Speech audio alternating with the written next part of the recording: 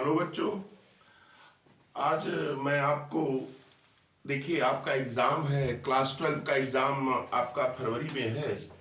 तो ये जनवरी मंथ चल रहा है, तो मैंने कुछ क्वेश्चंस जो है गेस कर रखा है।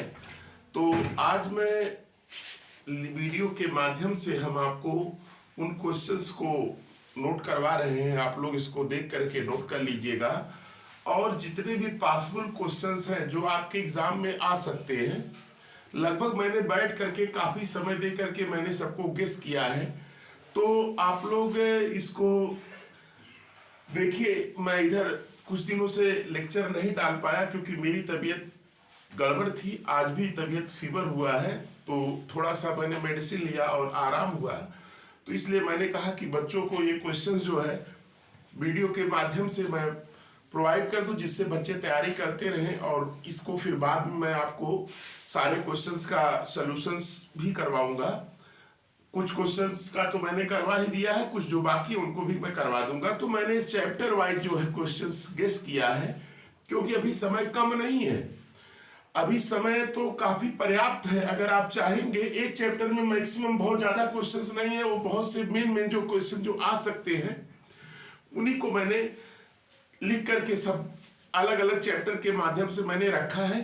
तो मैं इस वीडियो के माध्यम से आपको हर चैप्टर का सेपरेट जो है लेक्चर, जिससे जो क्वेश्चंस आ सकते हैं, जो एनसीईआरटी के क्वेश्चंस लगते हैं, एक्सरसाइज के ये क्वेश्चंस आ सकते हैं, वो सब मैंने लिख दिया है। तो आप इस लेक्चर्स को देखिए और क्वेश्चंस को नोट करके और उनको तैयारी करिए, और आपको एग्जाम में तो अच्छे मार्क्स मिलेंगे ही।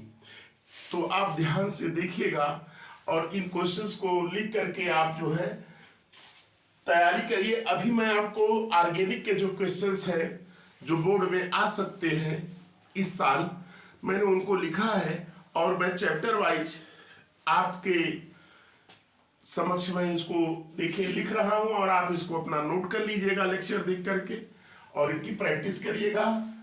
तो चलिए आज शुरू करते हैं हम आपको, क्योंकि मैंने बता ही दिया मेरी तबीयत आप देख के भी लग रहा होगा मेरी तबीयत थोड़ी डिस्टर्ब है, इस समय फीवर हो रहा है। तो कुछ दिनों से मैं परेशान था, जिसके कारण मैंने लेक्चर नहीं डाला। तो आज मैं क्वेश्चंस आपको सोच रहा हूं कि बता दूं, जिससे आप इसको प्रयास करते रहिए, तैयार करते रहिए। तो देखिए बेटा, आपके चैप्टर में मैं पहले जो है आपको ऑर्गेनिक के क्वेश्चंस दे रहा हूं, देखिएगा।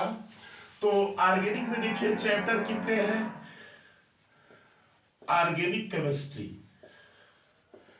ये आपका बेटा 12 का है। देखिए हम लिख दे रहे हैं क्लास 12। ये क्लास 12 का जो ऑर्गेनिक केमिस्ट्री है बेटा, उसमें कई चैप्टर हैं। जैसे आपका हेलो एल्केन है, हेलो एरिन्स है, एक चैप्टर हुआ। एल्कोहल फिनाल ईथर दूसरा हुआ। एल्डिहाइड कीटोन तीसरा हुआ। एमाइंस आपका जो है 4th चैप्टर हुआ। और इसके बाद 5th चैप्टर में आपका जो है बेटा आपका बायोमॉलिक्यूल्स है। ये सब चैप्टर है आपको जो सिलेबस में है बेटा। तो इनको हम अलग अलग चैप्टर्स कर रहे हैं। देखिए ध्यान से देखिए, आज मैं पहले आपको दे रहा हूं, ये चैप्टर है आपका। देखिए एक चैप्टर है amines. Amines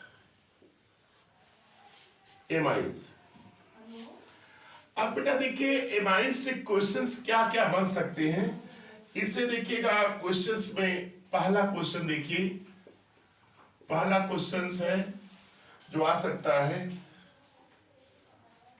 what do you mean by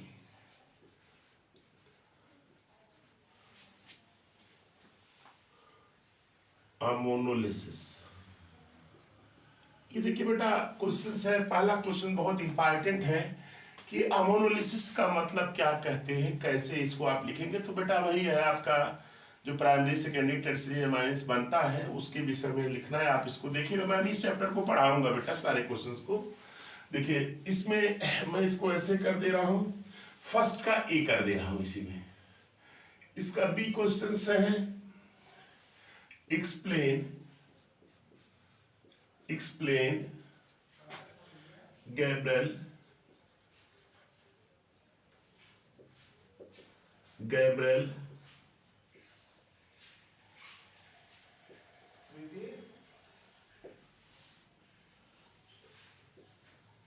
phthalimide synthesis.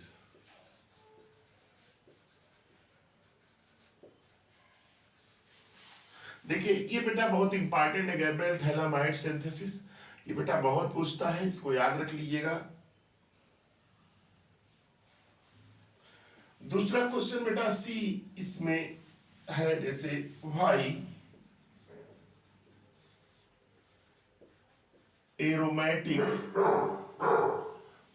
Aromatic amines can not be prepared by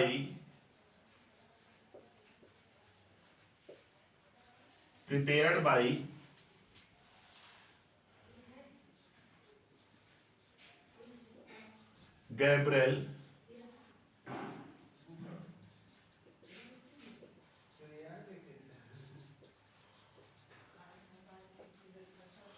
ये देखिए बेटा ये क्वेश्चंस हो गया।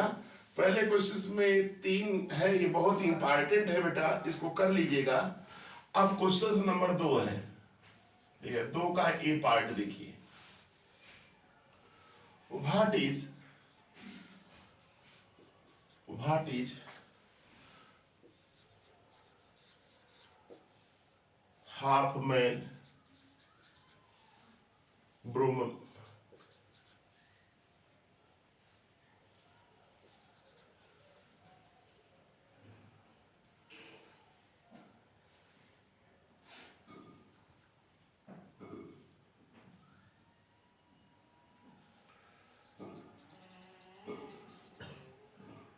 Degradation reaction.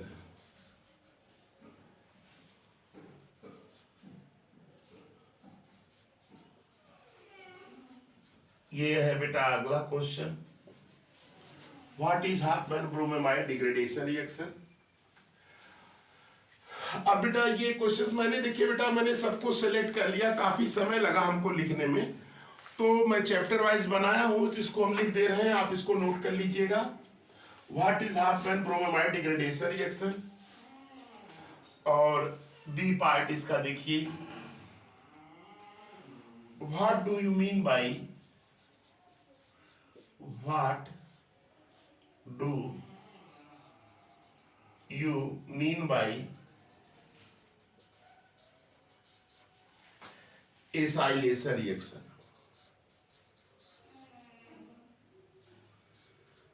Acylation reaction,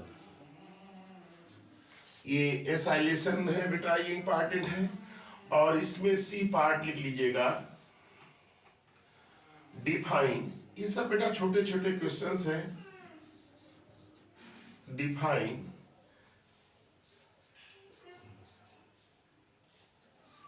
carbyl amine reaction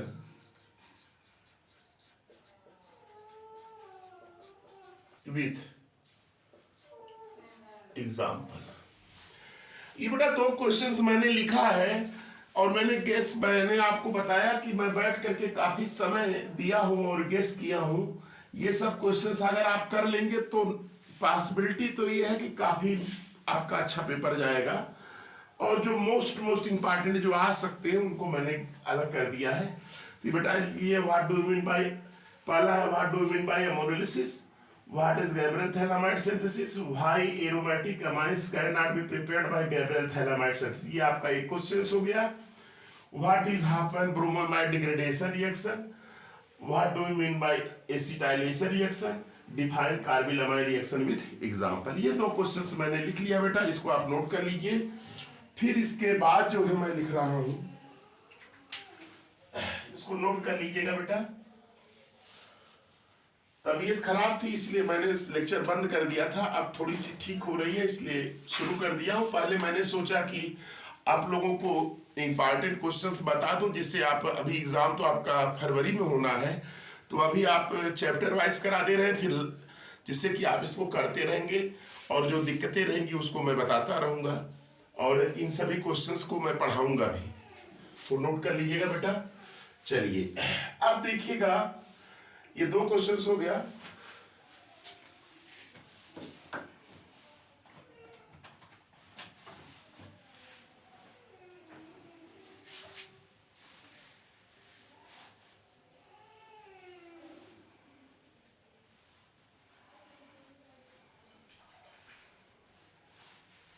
चलिए अभी एमाइन चैप्टर चल रहा है, फिर इसी तरह से हेलो एल्केन चलेगा, फिर हेलोइन, सारे चैप्टर्स को फिजिकल का भी सबका लिखवा देंगे। और बेटा ये मैं उम्मीद करता हूं कि अगर आप इतना पढ़ लेंगे तो मान के चलिए कि 99% है आपका पेपर बहुत अच्छा जाएगा। तो मैंने ये सोचा कि पहले ये करा दें जिससे आप करते रहें। अब बेटा देखिए क्वेश्चन नंबर 3, क्वेश्चन नंबर 3 बेटा ये है। 3 में देखिएगा, पहला क्वेश्चन बेटा ये है कि what is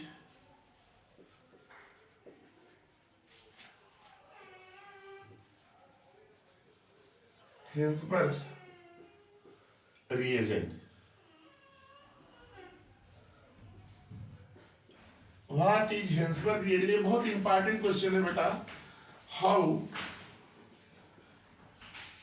primary, secondary, tertiary amines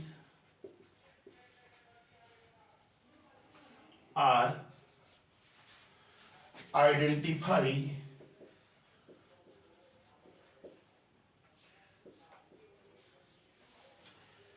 by this reagent। ये बेटा बहुत इंपॉर्टेंट क्वेश्चन है, लिख लीजिएगा, मोस्ट इंपॉर्टेंट है ये बेटा, हम लिख दे रहे हैं, इसको जरूर तैयार कर लीजिएगा। ये है। और बी में बेटा जैसे क्वेश्चंस पूछ सकता है कि इसमें थोड़ा सा प्रैक्टिस कर लीजिएगा, हम हेडिंग दे रहे हैं उसकी, प्रॉब्लम बेस्ड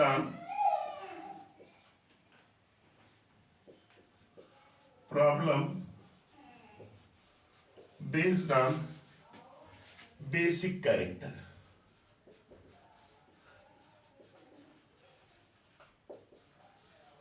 इस पे भी बेटा क्वेश्चंस पॉसिबिलिटी है आएगा। तो ये बेटा इस क्वेश्चंस को आप देख लीजिएगा, ये क्वेश्चन बहुत ही इंपॉर्टेंट है। हिल्सबर्ग रिएजेंट क्या होता है ये सब बेटा मैं पढ़ाऊंगा आपको, और ये भी इस पे भी मैं प्रॉब्लम्स करवाऊंगा, इसलिए मैं लिखवा दे रहा हूं। और इसीलिए मैंने सबको लिख करके एक अपना क्वेश्चंस का वो बना लिया फाइल, जिससे कि कोई क्वेश्चन छूटने ना पाए बेटा। तो आप इसको देखते रहिए और आप इसको नोट भी कर लीजिएगा। चलिए अगला देखिए क्वेश्चन है क्वेश्चन 4।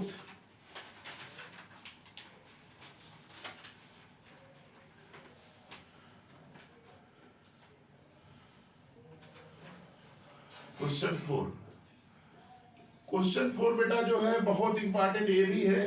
देखिए बेटा मैंने कोशिश ये किया है कि जो मोस्ट इंपॉर्टेंट है तो बहुत ढेर सारे रिएक्शंस, उसमें जो मोस्ट है जो आ सकते हैं, अभी समय है इसलिए मैंने थोड़ा ज़्यादा कर दिया है। फिर लास्ट में जब मैं पढ़ाने लगूंगा, जैसे आपको जब लास्ट लेक्चर रहेगा जैसे सब हो जाएगा तो उसमें मैं बता दूंगा, और उसमें भी सब में इनमेंट कर देंगे। तो अभी तो आप पढ़िए क्योंकि समय अभी है, कम नहीं है, 1-1.5 महीने का समय, तो लगभग ये मान के चलिए 1 महीने तो है ही। अब बेटा देखो जैसे इसमें ये याद रखिएगा, ये क्वेश्चंस पहला ये बहुत पूछा जा सकता है।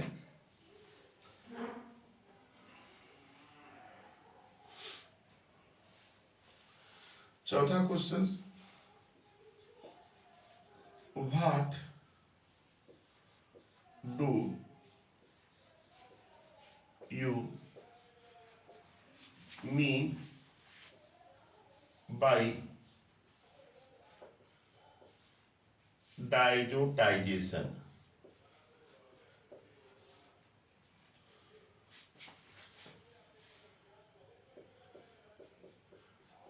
Explain it with the help of example. इसको एग्जाम्पल से बहुत छोटे छोटे है बेटा। बी इसमें देखिए व्हाट इज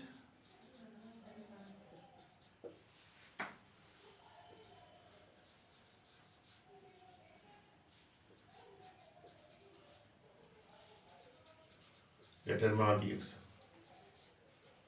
ये भी बेटा बहुत इंपॉर्टेंट है।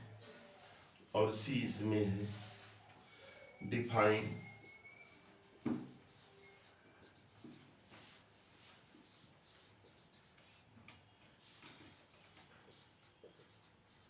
Coupling reaction with example. ये बेटा जो चार क्वेश्चंस हैं ये चारों तो जरूर पढ़ लीजिएगा, इसमें से आपको मिल जाएगा। अब बेटा देखिए क्वेश्चंस तो ढेर सारे आते हैं। आप अभी ये मैं कुछ क्वेश्चंस लिखा हूं आपको मैं बता रहा हूं। तो बेटा जैसे कॉन्सेप्चुअल क्वेश्चंस आते हैं, दो दो तीन तीन कॉन्सेप्चुअल करके देता है और इसके बाद उसको आपको लिखना रहता है एक दो दो लाइन के आंसर। वो सब मैं करवाऊंगा, ये सारे आंसर मैं करवाऊंगा, आप घबराइएगा नहीं। पहले मैं क्वेश्चन इसलिए सोच रहा हूँ कि करा दूं कि आप लोग इसको देख करके करते रहेंगे। नहीं आएगा तो मैं तो बताऊंगा, मैं पढ़ाऊंगा सारे क्वेश्चंस को। चलिए ये चार क्वेश्चंस हो गया। एनसीईआरटी से भी जो क्वेश्चंस आ सकते हैं बेटा, उसको मैंने उनके क्वेश्चंस नंबर भी नोट कर रखा है, उसको मैं उनके नंबर्स भी बता देता हूं कि एक्सरसाइज का कौन पढ़िए क्या पढ़िए, दिया तो बहुत ज्यादा है। चलिए अब बेटा ये हो गया। अब ये क्वेश्चंस बेटा कंसेप्चुअल मैंने लिखा है।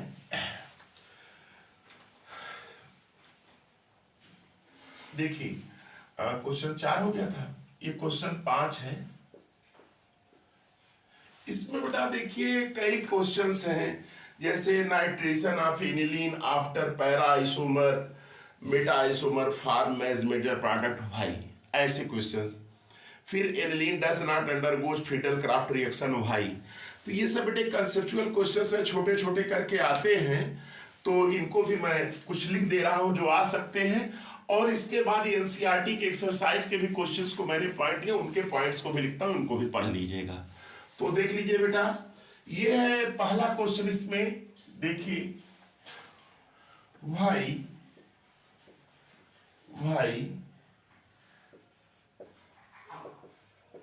Aniline is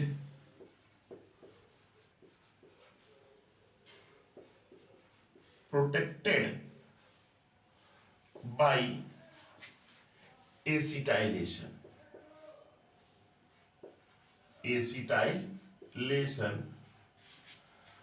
to obtain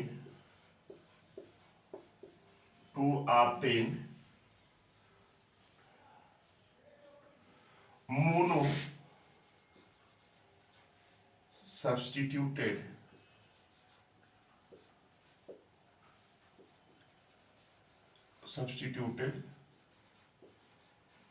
product.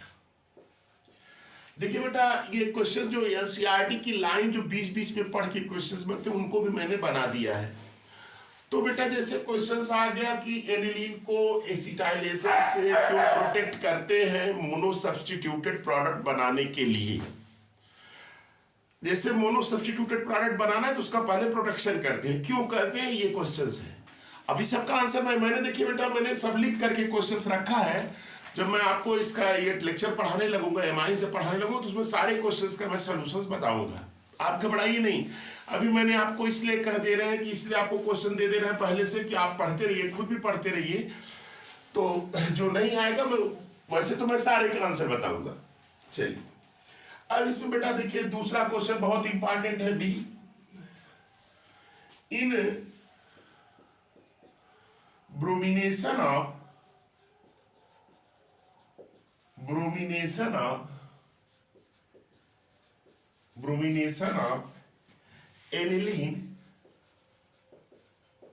aniline by bromine water tri substituted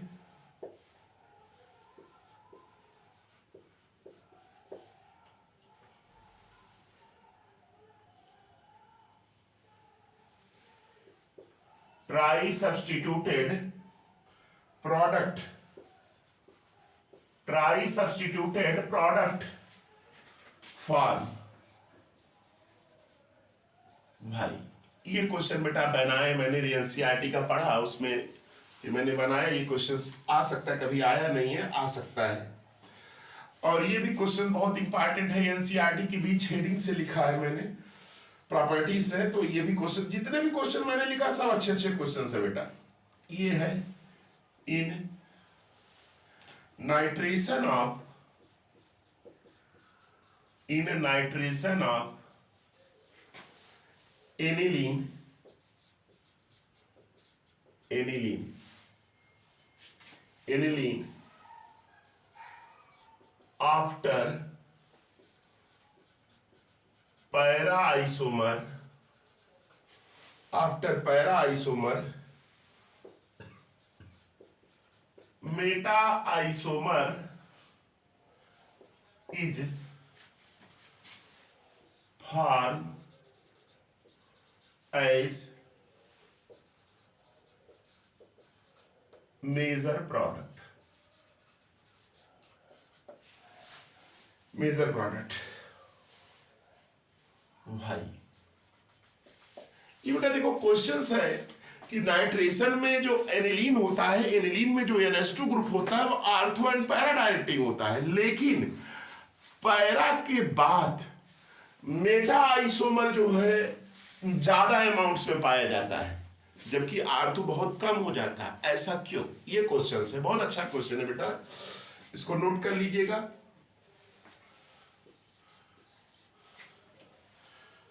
अगला है question,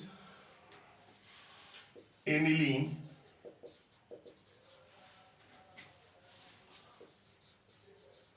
does not undergo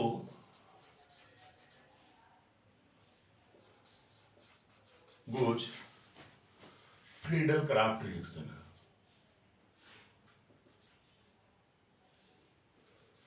Friedel-Crafts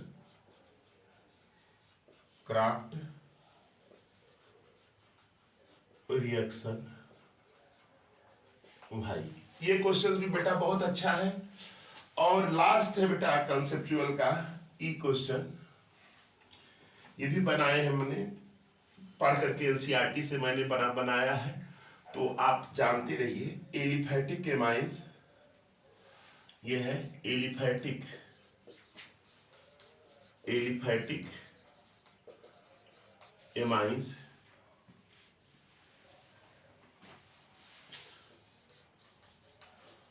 does not form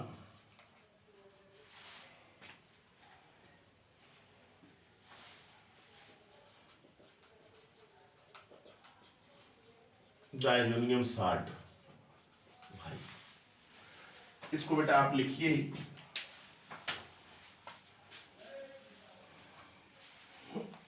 आप लोग नोट करते रहिए।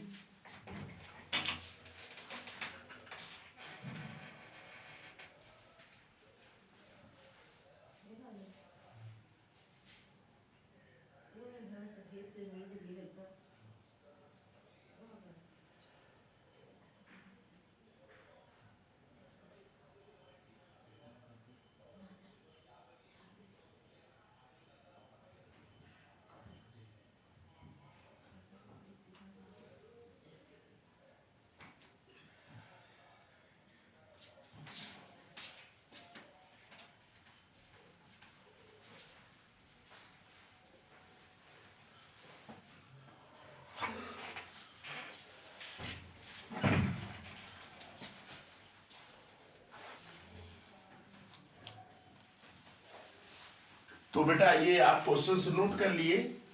तो ये बहुत ही इंपॉर्टेंट क्वेश्चंस है बेटा, आप लोग इसको जरूर तैयार कर लीजिएगा। ये 5 क्वेश्चंस मैंने अभी बताया है, और अब मैं कुछ आपको एनसीईआरटी के क्वेश्चंस जो आ सकते हैं उनको भी मैंने दे दिया। बेटा समय है तो इसलिए थोड़ा ज्यादा प्रयास करना चाहिए, ज्यादा कोशिश करना चाहिए। ये तो क्वेश्चन था, ये जरूर याद रख लीजिएगा। Why aniline protected by sterilization to obtain monosubstituted product? Brominations of aniline by bromine water trisubstituted product form Y क्यों बनता है?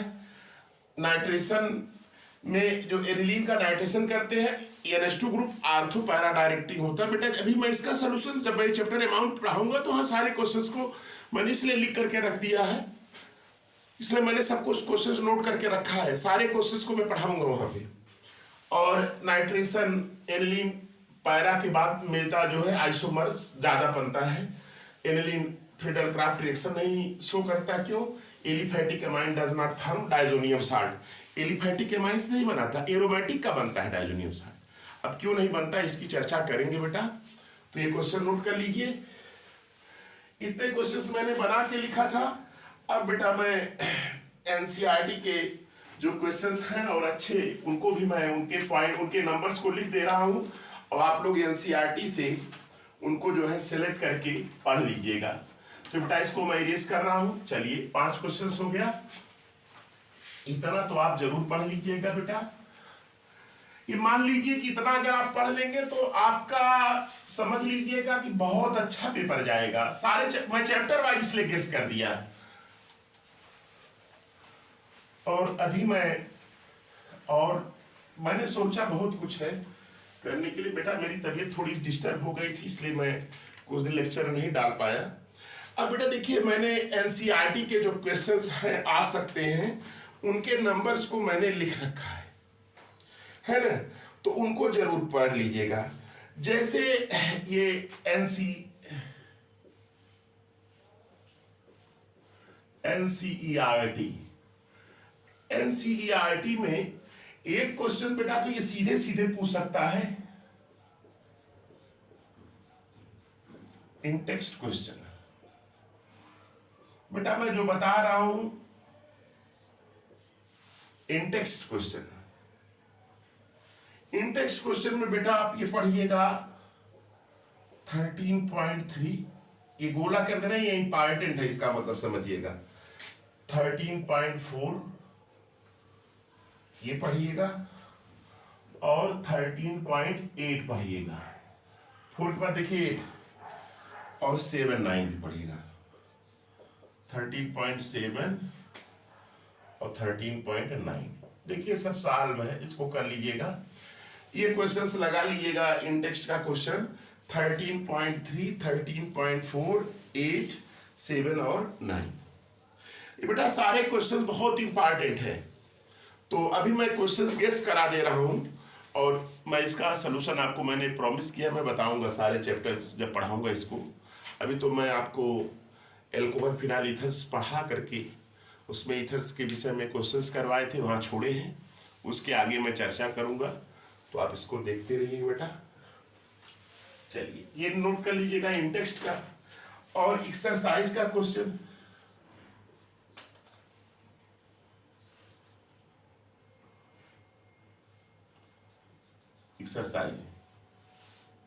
एक्सरसाइज को क्वेश्चंस हैं। देखिए ये 13.21 नहीं पढ़िएगा, ये 2 वाला इम्पॉर्टेंट है। ये क्या है बेटा? इम्पॉर्टेंट हम लिख दे रहे हैं। 13.3 ये बेटा क्या है? मोस्ट इंपॉर्टेंट है, मोस्ट इंपॉर्टेंट, इसको जरूर पढ़िएगा। 13.4 ये आपका एक्सरसाइज का बेटा, ऐसा नहीं कंफ्यूज हो जाएगा, ये भी मोस्ट इंपॉर्टेंट है। जो एक्सरसाइज में क्वेश्चन दिया हुआ ना वो बेटा है। और इसके बाद ये बहुत इंपॉर्टेंट है। अब इसके बाद इनको भी कर लीजिएगा। 4 के बाद 13.8 कर लीजिएगा, 13.9 देख लीजिएगा, 13.10 देख लीजिएगा। 11 है, 13.11 और 13.14। ये बेटा जो मोस्ट इंपॉर्टेंट है मैंने ये लिख दिया है, इनको भी कर लीजिएगा। ये एनसीईआरटी में ये एक्सरसाइज का क्वेश्चंस का नंबर है और ये इन टेक्स्ट क्वेश्चंस का नंबर है। देखिए 1, 2 छोड़ गए, 3 से करना है। 3, 4, 7, 8, 9 ये कर लीजिएगा इन टेक्स्ट का क्वेश्चन। और ये तो इस तरह से बेटा एमाइंस में आप एक बार फिर से हम मिला दे रहे हैं। इन टेक्स्ट का पढ़ना है 13.3, 4, 8, 7 और 9 इन टेक्स्ट का। और एक्सरसाइज का पढ़ना है 13.2, 3, 4, और 8, 9, 10, 11 और 14 पढ़ना है। तो ये क्वेश्चंस है बेटा जो आपके एग्जाम में एमाइंस चैप्टर से बहुत इंपॉर्टेंट क्वेश्चंस है बेटा, ये आ सकते हैं। तो ये मैंने क्वेश्चंस कुछ लिखवा दिया था और ये एनसीईआरटी के जो क्वेश्चंस आ सकते हैं जिनके आने की प्रबल संभावना है, इनको आप बेटा नोट कर लीजिएगा। इनको तो आप एनसीईआरटी आपके पास सभी के पास होगी, वहां से इनके क्वेश्चंस को देख करके कर लीजिएगा। मैंने उनके नंबर्स लिख दिए हैं और जो क्वेश्चंस बन सकता है वो मैंने बना करके लिखवा दिया है। तो इस लेक्चर को बेटा आप लोग देखिए और आप लोग इंपॉर्टेंट क्वेश्चंस आपके जो एमाइंस चैप्टर्स के मैंने जितने भी आपके इंपॉर्टेंट क्वेश्चंस हैं मैंने सब लिख दिया। आप बेटा ये देखिए और अपने फ्रेंड्स को इस इंपॉर्टेंट क्वेश्चंस का जो लेक्चर है इसको शेयर करिए और आप लाइक करिए और सब्सक्राइब करिए। बेटा जरा सा भी घबराइएगा नहीं, इन सारे क्वेश्चंस को मैं आपको करवाऊंगा भी। ठीक है, थैंक्स।